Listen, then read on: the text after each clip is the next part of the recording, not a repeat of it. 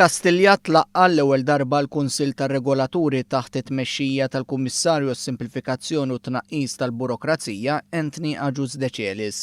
Dan il-Kunsill qed ilaqqa r-regolaturi kollha biex jikkoordinaw aħjar il-ħidma tagħhom kien propost li jitwaqqaf fl-2011 bħala parti mill-lan dwar l-intrapriżi żgħar u medji, iżda kien issa bir-rieda ta' dan il-Gvern li beda jiltaqa'.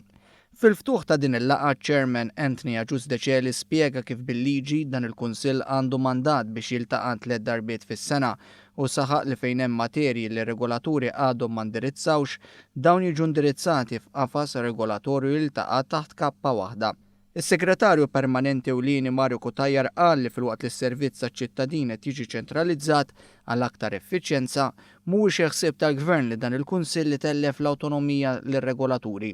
Min-naħa tagħha s-Segretarju Parlamentari responsabbli mis-simplifikazzjoni amministrattiva Deborah Xkembri spjegat li l-Kunsill tal-Regolaturi għandu rwol konsultattiv għall-Gvern u jeħtieġ indirizza anomaliji li jeżistu f'materji fejn ir-regolaturi jidħlu fix-xogħol ta' xulxin. Fil-preżenza tar rappreżentanti tar-regolaturi tkellem ukoll il-Ministru għall-Ekonomija Chris Cardona li saħaq li din l-amministrazzjoni kellha rrieda li timplementa riformi kbar. Huwa semma qatt riformi bħal dik fil-ħinijiet tal-ħwienet li jistgħu joperaw fil-ħdud u tkellem ukoll fuq inċentivi fiskali għal familji fin-negozju. Il-Ministru Cardona qal li dan kollu seħħ għax il-Gvern kellu rrieda li implementa u appella lil dan il-Kunsill tar-Regolaturi biex jiżviluppa miżuri ta' effiċjenza ħalli ċ-ċittadini jirċievi l-aħjar servizz possibbli.